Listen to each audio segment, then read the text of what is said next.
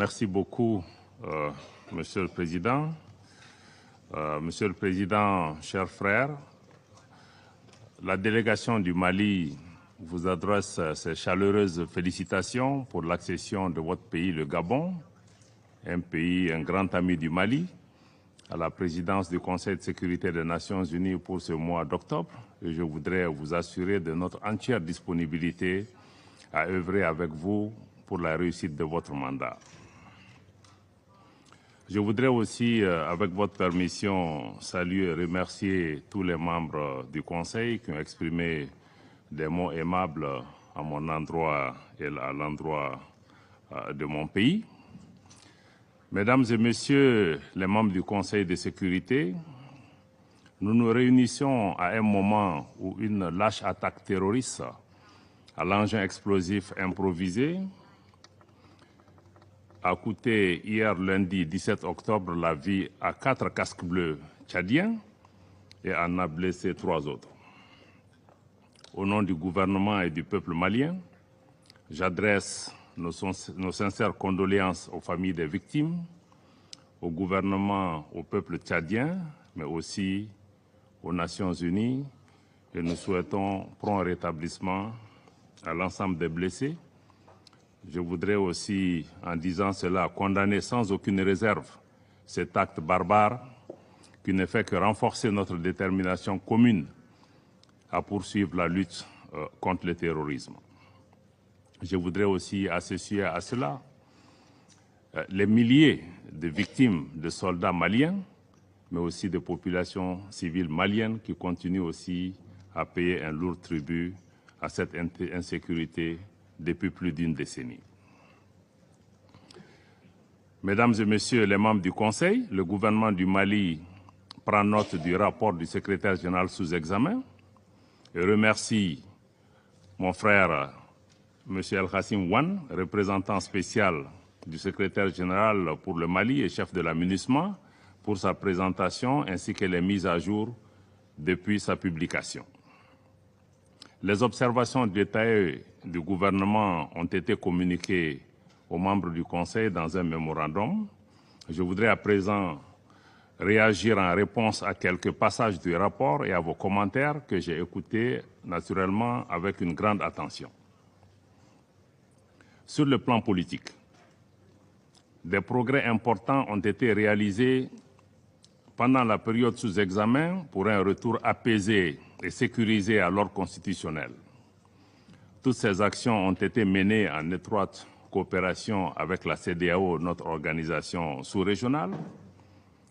En effet, le gouvernement du Mali a procédé à l'adoption d'un chronogramme pour les réformes politiques et électorales, y compris le calendrier des élections, dans le cadre de la nouvelle loi électorale qui a été adoptée par consensus au niveau du Conseil national de la transition.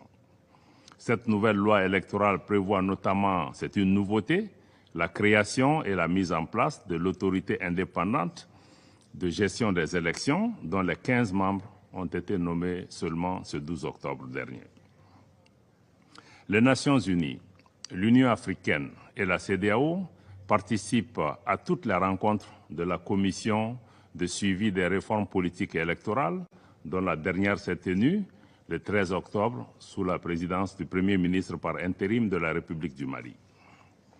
Poursuivant cette dynamique d'inclusivité et de consensus chère à son Excellence le colonel Assimi Goïta, président de la transition, chef de l'État du Mali, des dispositions sont en cours en vue de l'augmentation du nombre de sièges des membres du Conseil national de transition, organe législatif de la transition. Ces mesures s'inscrivent dans le cadre d'un vaste chantier de réforme en cours d'exécution et indispensable à la refondation de notre État, qui comprend la remise le 11 octobre au président de la transition de l'avant-projet de la nouvelle constitution malienne, élaborée à l'issue d'une démarche consensuelle, mais aussi de large concertation de l'ensemble des forces vives du pays. Ce projet de loi fondamentale prend en charge les aspirations profondes des Maliennes et des Maliens, telles que cela a été exprimé lors des assises nationales de la refondation. Sur la mise en œuvre de l'accord pour la paix et la réconciliation issu du processus d'Alger, je ne me lasserai jamais de souligner que le gouvernement reste totalement engagé dans sa mise en œuvre diligente et intelligente pour une stabilité durable au Mali. À cet égard, je me félicite de la tenue de la réunion de haut niveau décisionnelle au mois d'août dernier, qui elle-même a été suivie de la 6e réunion de haut niveau du comité de suivi de l'accord le 2 septembre à Bamako. Et toutes ces rencontres ont permis de lever certains obstacles à la mise en œuvre de l'accord. Plus récemment, la 46e session du comité de suivi de l'accord s'est tenue le 11 octobre et a permis aux parties maliennes de renouveler leurs engagements pour une paix durable. Je voudrais à ce sujet saluer la forte implication de la médiation internationale sous la direction de l'Algérie et saluer tous les membres de la médiation internationale qui nous accompagnent. Comme vous le savez, au titre du processus de désarmement, démobilisation et réintégration, les parties maliennes ont convenu de l'intégration de 26 000 ex-combattants d'ici 2024. Je me félicite par ailleurs d'une participation de plus en plus active et significative des femmes et des jeunes au processus de paix. Parallèlement, le gouvernement du Mali œuvre constamment à la promotion de la paix et du vivre ensemble.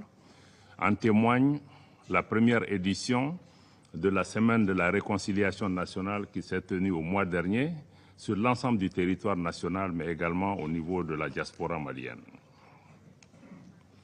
Monsieur le Président, à l'instar du secrétaire général, vous avez été nombreux à manifester votre préoccupation relative à la situation sécuritaire. J'en ai pris bonne note et je partage beaucoup de préoccupations qui ont été exprimées autour de cette table. Le rapport sous examen, cependant, aurait gagné, Monsieur le Président, en objectivité s'il informait davantage sur les efforts et les progrès réalisés par le gouvernement dans le cadre de la sécurisation du territoire national et aussi de la protection des populations civiles. Depuis le mois de décembre 2021, les forces de défense et de sécurité du Mali ont lancé des grandes opérations militaires qui ont permis de détruire d'importants sanctuaires terroristes, d'opérer des saisies importantes d'armes, de munitions et de matériel de guerre, de libérer plusieurs localités et de favoriser le retour de personnes déplacées dans leur foyer. Cette montée en puissance des forces de défense et de sécurité est une réalité tangible, fortement appréciée par les populations. Le gouvernement reste déterminé à prévenir et à contrer les attaques indiscriminées ou les représailles contre les populations civiles, malheureusement. En outre, le gouvernement s'est doté d'une stratégie intégrée pour le centre, comme cela a été rappelé par beaucoup d'intervenants. Donc cette stratégie pour le centre qui comprend, en plus des aspects purement sécuritaires, des approches politiques et de développement économique, social et culturel.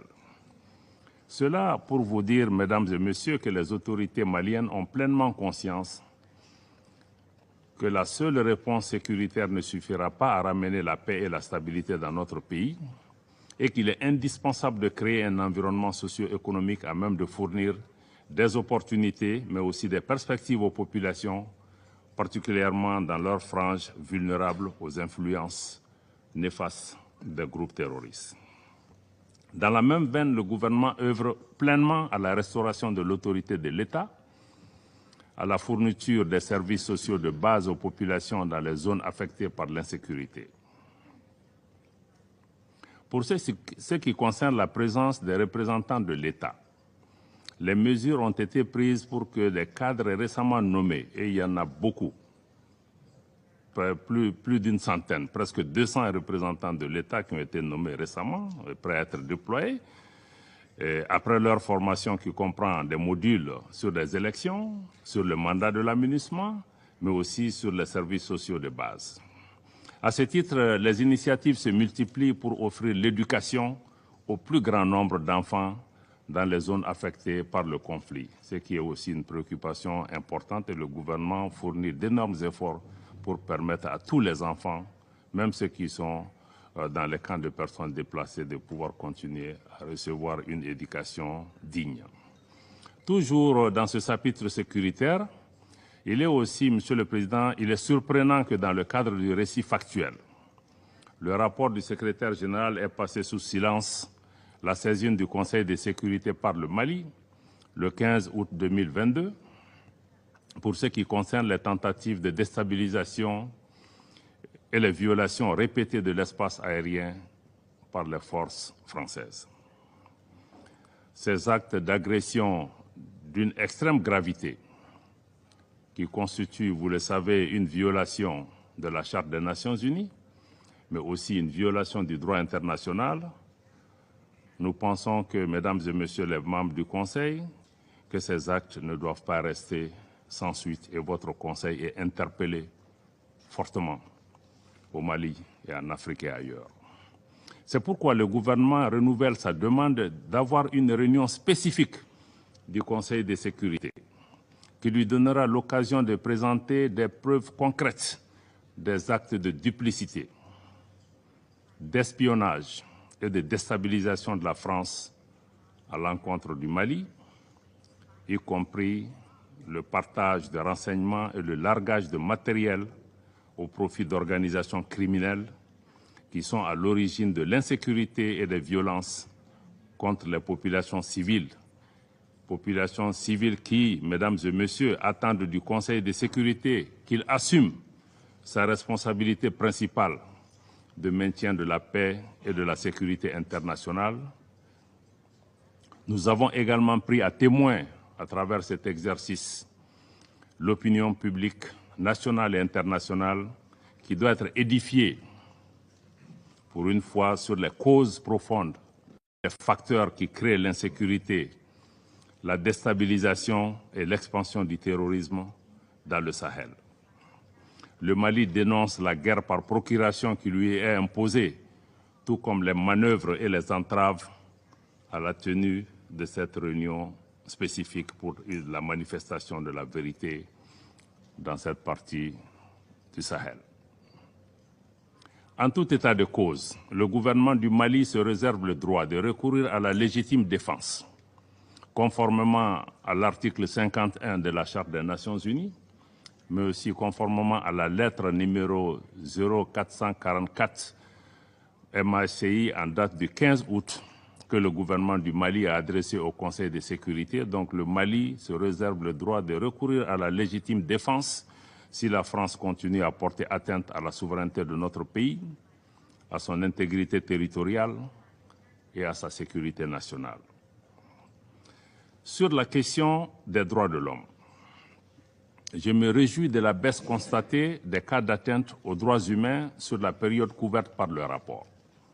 Cependant, contrairement à des allégations sans fondement et entretenues à dessein, les opérations militaires des forces de défense et de sécurité du Mali sont conduites dans le strict respect des droits de l'homme et du droit international humanitaire.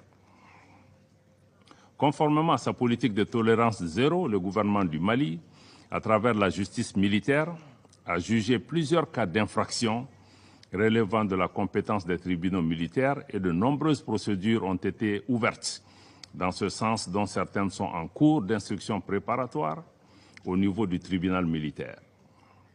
S'ajoutent notamment à ces mesures les enquêtes ouvertes pour la recherche de la vérité ainsi que la relecture du code pénal, du code de procédure pénale et du code de la justice militaire pour prendre en charge ces situations. Je salue ici l'appui de la MINUSMA dans le cadre de la tenue de la deuxième audience du tribunal militaire de Mopti et de 3 autres audiences au niveau de la juridiction de Douenza, ainsi que sa contribution à l'amélioration des conditions de détention et de sécurité dans certaines prisons au centre du pays.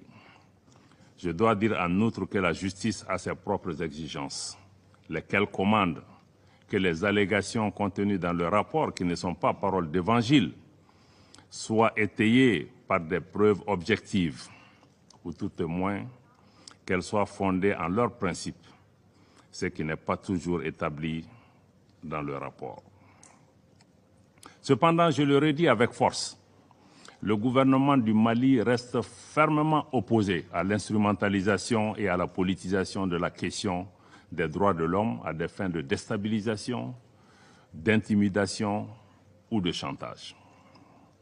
Au demeurant, il est tout aussi regrettable de constater que certains mécanismes des Nations Unies, mis en place soi-disant pour aider les pays en crise, fassent l'objet des mêmes instrumentalisations par des influences extérieures. Dans ce chapitre, le gouvernement du Mali constate avec regret que le groupe d'experts des Nations Unies sur les sanctions concernant le Mali, créé par la résolution 2374-2017, outrepasse de plus en plus son mandat, tant dans la substance des événements à examiner que dans sa zone d'opération, qui est exclusivement limitée aux régions du nord de notre pays qui sont concernées par la mise en œuvre de l'accord. Le gouvernement a toujours coopéré et de bonne foi avec les mécanismes relatifs au régime des sanctions, notamment le comité des sanctions, avec lequel nous entretenons une bonne relation. Toutefois, nous envisageons de réévaluer notre coopération avec le groupe d'experts à l'aune du respect par celui-ci des termes précis de son mandat. Nous vous avons saisi par écrit le Conseil de sécurité par rapport à cette question. En ce qui concerne la situation humanitaire, le gouvernement du Mali reste très préoccupé par la situation précaire des réfugiés dans les pays voisins, que je remercie ici pour leur hospitalité à l'égard des nôtres. Le gouvernement reste également attentif au cas des milliers de personnes déplacées, y compris leurs enfants, dans le contexte de la rentrée scolaire.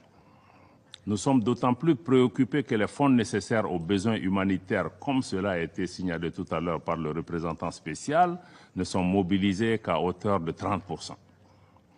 Cependant, je veux donner cette assurance à nos compatriotes dans cette situation difficile. Le gouvernement du Mali continuera à s'atteler à réunir les conditions, non seulement pour leur prise en charge adéquate sur place, mais aussi et surtout pour faciliter le retour dans leur localité d'origine, dans la sécurité, mais aussi et surtout dans la dignité. Mesdames et Messieurs les membres du Conseil, j'ai également pris bonne note de vos remarques et observations en ce qui concerne les défis opérationnels posés à la MINUSMA. Le gouvernement du Mali s'est organisé à prendre en charge le départ de la force française Barkhane. Il n'y a donc pas de vide sécuritaire à cet égard.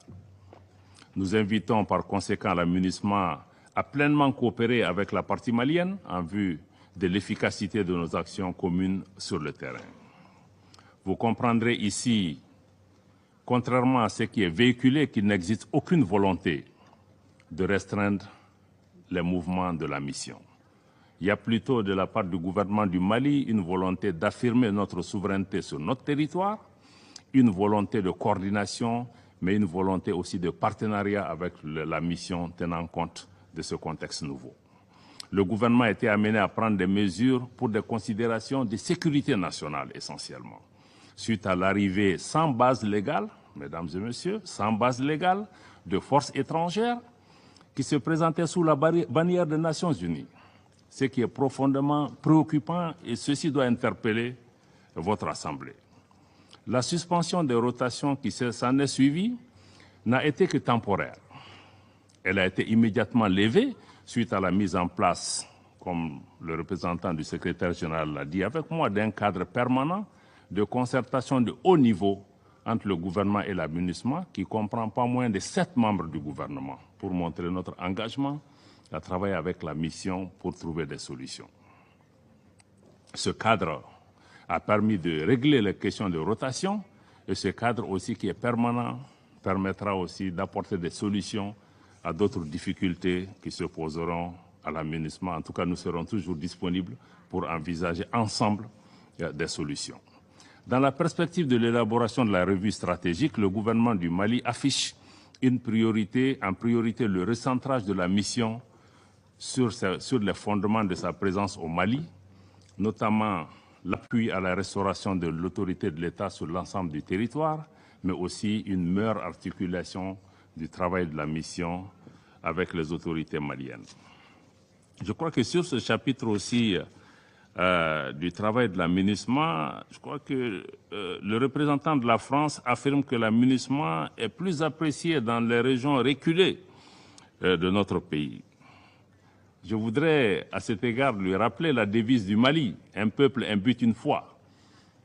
Il n'y a pas des régions où des Maliens du Nord et des Maliens du Sud qu'on tenterait d'opposer les uns et les autres. Mais je crois que les sentiments que les Maliens expriment à l'égard de la mission à l'intérieur du pays n'ont d'autre vocation que d'encourager la mission à assumer pleinement son mandat, qui est celui de la restauration de l'autorité de l'État sur l'ensemble du territoire malien. Et je vais réitérer encore une fois dans ce micro que le Mali est pleinement engagé à coopérer avec la mission dans l'atteinte de son mandat et dans le plein respect de la souveraineté de notre pays. Monsieur le Président, certains membres du Conseil ont aussi évoqué le dossier de l'arrivée illégale et sans autorisation de militaires venus de la Côte d'Ivoire et lourdement armés, et qui a également suscité beaucoup de commentaires autour de cette table et même en dehors de cette salle. Je note avec regret que le rapport du secrétaire général, malheureusement, omet encore une fois de faire référence à la note verbale MINUSMA /PORT/NV/226/222 en date du 22 juillet, par laquelle la mission elle-même établit clairement qu'il n'y a pas de lien. Encore une fois, mesdames et messieurs de la Norvège, des A3 et de l'Albanie, il n'y a pas de lien entre la mission et les 49 soldats qui sont arrivés sur le territoire malien. Et je crois que le 12 juillet, le porte-parole du secrétaire général a aussi affirmé très clairement, en renforçant cette thèse, qu'il n'y en a pas. Je crois que ça doit être très clair dans la tête des membres du Conseil qu'il ne s'agit pas de troupes des Nations Unies. Toutes les troupes des Nations Unies qui arrivent au Mali, qui suivent le protocole, sont agréées. Leurs trucs sont facilités. Même hier, quand il y a eu l'incident, c'est en quelques heures que l'autorisation a été donnée pour l'évacuation des soldats. Donc je crois qu'il ne faut pas qu'on fasse d'amalgame à ce niveau. Donc la justice malienne est donc saisie de cette affaire, qui ne concerne pas les Nations Unies. Mais malgré les dysfonctionnements et les manquements qui ont été reconnus à la fois par les Nations Unies et la Côte d'Ivoire, le gouvernement du Mali s'est toujours dit ouvert à une solution politique, à une solution diplomatique, notamment à travers la médiation du président de la République togolaise, dans l'esprit des relations fraternelles et de bon voisinage qui ont toujours caractérisé le Mali et la Côte d'Ivoire. Nous sommes des pays frères avant tout. Cette médiation a déjà permis la libération, pour raisons humanitaires, de 3 soldats féminins. Pour donner toutes les chances cependant au processus diplomatique, le Mali lance un appel aux différents intervenants à éviter tout parti pris et à inscrire leur démarche dans une approche seulement constructive pour aider à trouver la solution. C'est surtout ce qui est attendu de nos partenaires, mais c'est surtout ce qui est attendu des Nations Unies.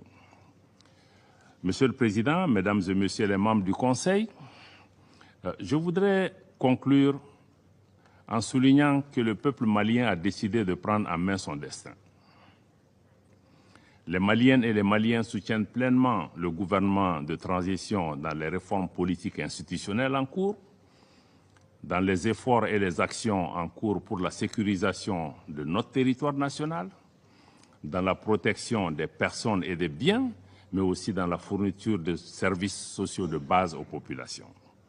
Pour conforter ce soutien inconditionnel, le gouvernement s'attelle à l'organisation d'élections générales, transparentes et crédibles qui marqueront la fin de cette période transitoire en mars 2024, suivie du transfert pacifique du pouvoir aux nouvelles autorités élues.